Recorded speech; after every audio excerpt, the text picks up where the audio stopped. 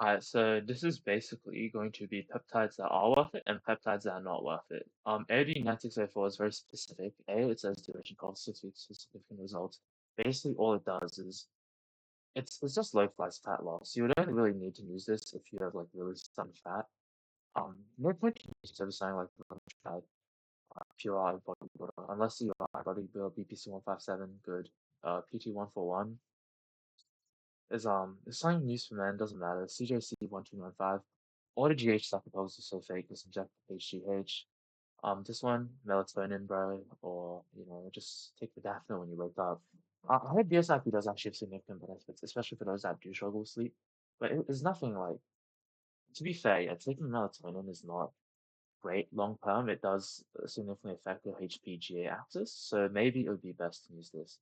For the Phalon, never heard of this yet. No one cares. Like a lot of these are like, this is fake, by the way. This is like basically this does no testing conditions. Do not use this. HKC is legit, but it's kind of like fun fact, JHKC is very cheap. You can buy JHKC on Alibaba. It's like the one peptide you can buy off Alibaba. Don't use serum. Use you inject it subcutaneously in your face.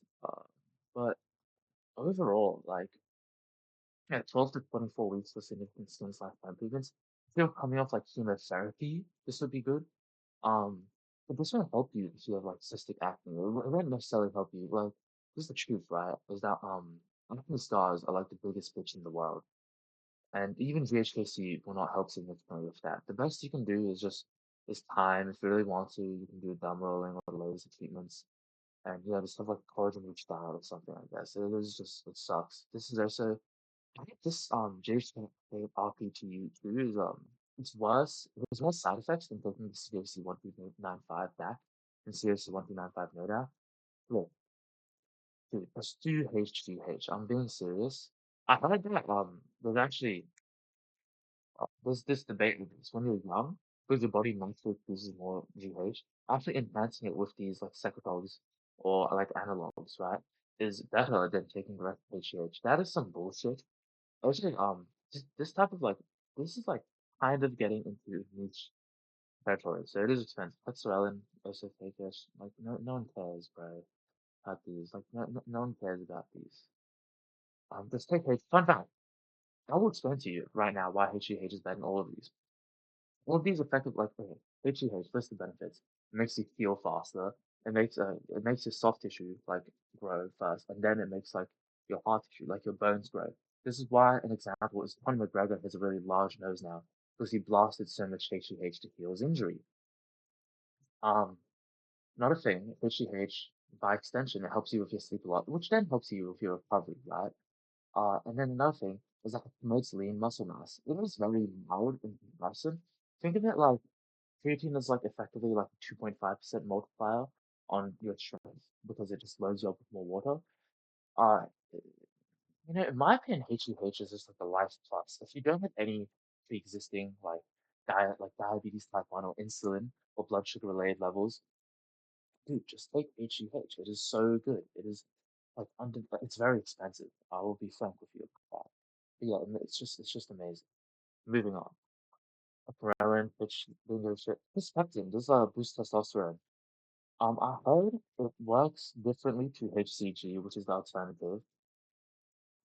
It does like this is my opinion, right? It does a boost plus two of human levels. The reason why I thought I inject testosterone are like so superhuman is because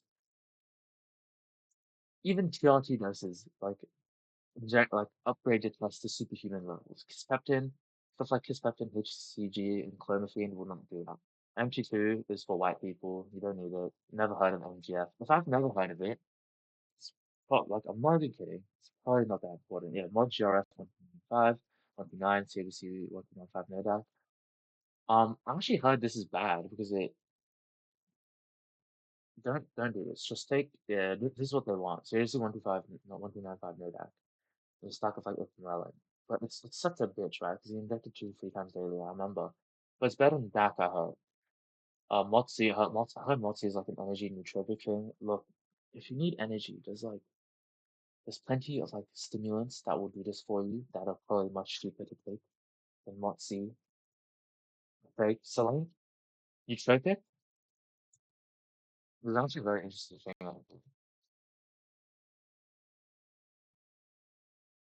Right, now let's just quick sidetrack because we got to our first nootropic. Now let's analyze nootropics. So this was a study done on r slash nootropics, which r slash biohacking, r slash nootropics are like they're actually the most insane places on earth, by the way. I'm just putting that out there if you ever gone there. The people there are insane. So a mean 380 participants, which is quite a few. You'll notice those big gender, um, yeah, male, it says it right there. But overall, this is a pretty good one, even though it is, self-perceived. But yeah, lots of the stuff, is kind of like makes sense, right? Like LSD microdose is the highest pleasantness of nootropics. Not unexpected.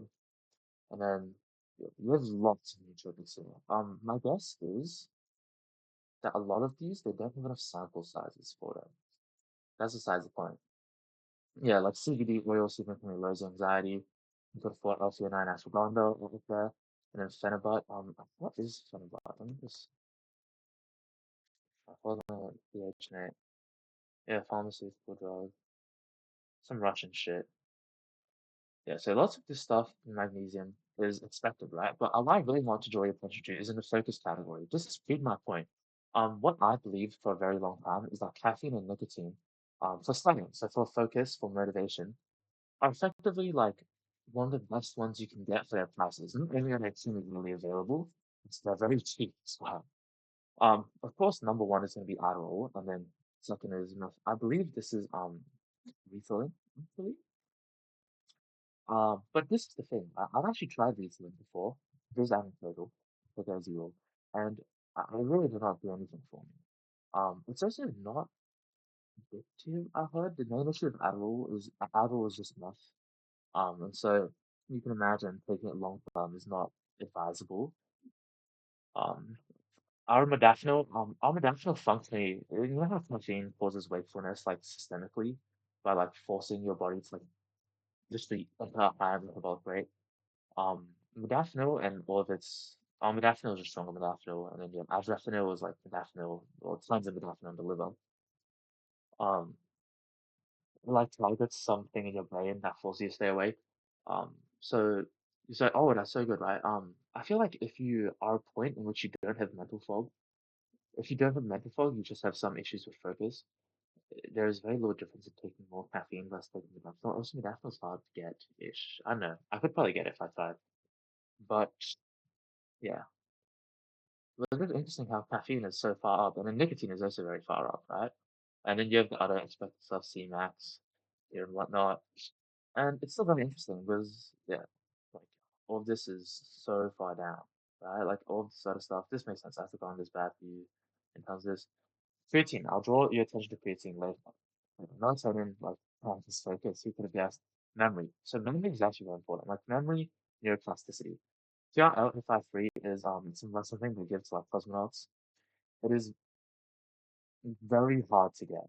It is based like this is why I assumed like the reason why the range is so large is because the sample size is very small. So one person put here and one person put there is literally my guess, and that's why it's like that. But yeah, you have this time family, which yeah boosts memory a lot. And then yeah, Cmax, so it's stuff you expect Cmax, and then lion's mane is also very high up there. So yeah, I think lion's mane is the only one you can really get without prescription. Oh, nicotine as well. Sorry, I didn't see that. Yeah, I don't think it's feasible to get. Or Bacopa. I'm not trusting Bacopa because they're so herbal in nature. Yeah, Bacopa is very high, but Bacopa is a herbal remedy in case you don't know. Motivation. It's the obvious ones, right? Like Addy, Ritalin, the modafinils, the Citam, the Racetine family, and mostly microscope. Yeah, and then draw your attention to caffeine is also really hard. So C-max, nicotine. C-max is also pretty easy. You can go C-max off like your circuit and shit. Effects of nootropics on mood. Mood, no one cares about mood, but yeah, again, the obvious, like Addy, like LSD microscope, microdose, so high up here.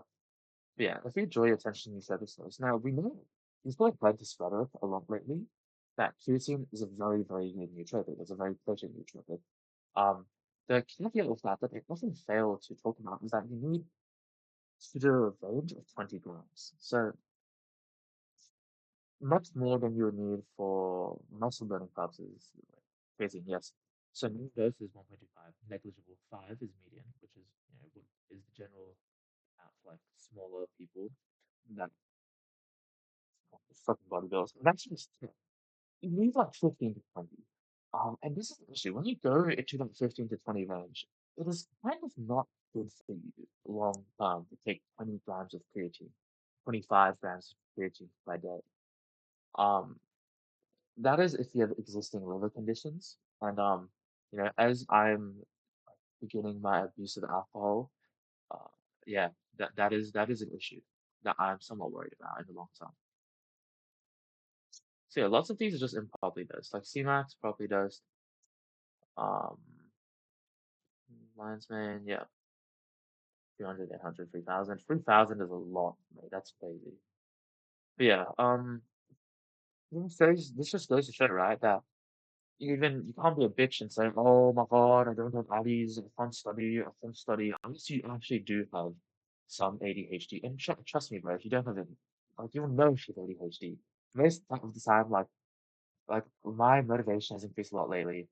Also, my neuroplasticity has because and the more I think about it, it's a very long time to come back. But I do think it is because that I'm taking like I have a nootropics stuff. I take my lion's mane. I try and prioritize more fish oils in my diet. I take C-Max, and then I use more caffeine and nicotine throughout my day, like in a intelligent manner. But I think it's just as you get older, your brain stops being retarded. So I need that white matter, not the green. Yeah, it's very interesting stuff. Definitely. Invested the herbal ones, Bacopa, and Daphne always sounds super interesting, I guess. So yeah, guys, that's it. So like the max. I think one of them is short term, and one of them is long term. Yeah, I think Selenic is short term. You take some max for long term, protection. But it's just something on BDNF. Semaglutide is also Ozempic. Um, just go to Retatrutide. Look, who gives a fuck about any of the GH shit? This is legit. TV 500 legit. Tesmarelli. Oh, gee, who cares? Tirzepatide, there's Manjaro. Yeah, slightly better than semaglutide. But then the best one you want to take, which is also not here, is just retatrutide. Retatrutide, I've tried tirzepatide, and then I've tried retatrutide. Retatrutide blows tirzepatide out the water, in my opinion. Just in how, like, food noise, retatrutide is just so crazy. I've, uh, I was very I was basically overweight for most of my life, and then in the final years of high school, I was like obese, and then like I've lost 15. Like at my max weight, it's probably more. At my max weight, it was like 100. That's because I was binge eating while I was on vacation, right? And now like I sit around 79, and then I want to go down to like 73, 71, just like around that range. And yeah, it was like for a man, like maybe it's because I just came back from literally eating like 5 meals a day. But the reduction in food noise was like it was freaky, bro. It was like, what? That's so. But there's the thing, Retatrutide is not a miracle cure or a drug. You need to force yourself to eat on Retatrutide if you dose yourself too high. Let me explain. There's not actually like a downside, but for anyone who's yet to take it, that was like, oh, just take Retatrutide, I won't eat for 3 days. You're still not eating for 3 days. You will feel it, especially if you try and do like some high intensity exercise. For example, I was doing like you want to lift heavy at the gym, or you want to go run, or you want to like go do combat sport. Like your body will feel it, bro. You'll feel so fucking tired. But when you're not, um, when you don't, sorry, getting off that. When you do high intensity things, you feel very tired. But walking around your day to day, you'll feel fairly fine. I did find it very difficult to sleep. Because although I probably wasn't noticing it, my body was releasing cortisol because I was just eating no food. That's my suspicion. So yeah. Anyhow, takeaway from this video, guys, is that Veritable and HGH is, in my opinion, my number ones, right? And then number twos is probably BBC and then TV 500. And then everything else is kind of like you can do this from something oral, and also like it's probably not that major. But that's just my take, guys. Ciao.